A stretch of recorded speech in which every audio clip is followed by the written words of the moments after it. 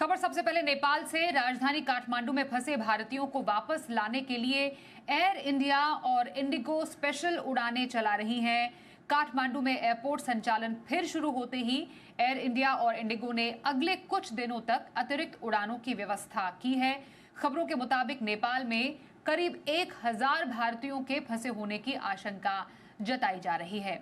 ज्यादा अपडेट लेते हैं, हमारे सहयोगी सिद्धांत सिब्बल हमारे साथ हैं।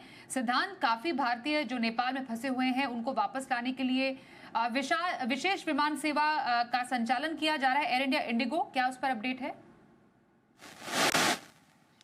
देखिए, काठमांडू जो मेन इंटरनेशनल एयरपोर्ट है वो खुल चुका है और स्पेशल फ्लाइट जैसे आपने जिक्र कर रही हैं, पर इसके अलावा जो नॉर्मल सिविलियन फ्लाइट्स थी भारत से नेपाल, जो हमने देखा मंडे और ट्यूसडे को काफ़ी उन पर इम्पैक्ट हुआ था। ट्यूसडे को बल्कि मैं आपको बता दूं कि कुछ फ़्लाइट्स थी जो इंडियन फ़्लाइट्स थी उनको वापस आना पड़ा। दिल्ली से रवाना हो चुकी थी पर काठमांडू में उन्हें लैंडिंग की परमिशन मिली और वो वापस आ गई। तो कहीं ना कहीं जो केओस कन्फ्यूजन था वो अब एक तरफ से वो हट गया है और अब जो स्थितियां हैं काफ़ी नॉर्मल हो रही हैं नेपाल के अंदर सिविलियन एयरक्राफ्ट के लिए। और हमने रिपोर्ट्स देखी थी कैसे जो भारतीय श्रद्धालु हैं जो कैलाश मानसरोवर गए थे प्राइवेट ऑपरेटर्स के थ्रू नेपाल के रास्ते से, उनके लिए भी मुश्किलात आई थी। पर अभी थोड़ी देर पहले भारत का जो दूतावास है चीन में, उसने एक स्टेटमेंट जारी कहा है कि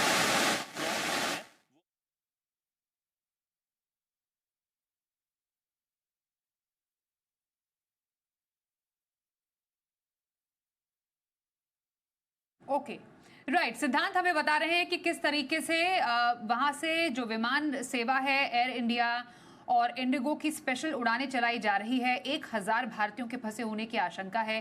कैलाश मानसरोवर की यात्रा में भी कई भारतीय जो फिलहाल रुक गई थी उसको भी आगे बढ़ाने की तैयारी पूरी है। धन्यवाद करेंगे फिलहाल सिद्धांत इस पूरी खबर पर ज्यादा अपडेट देने के लिए आपका।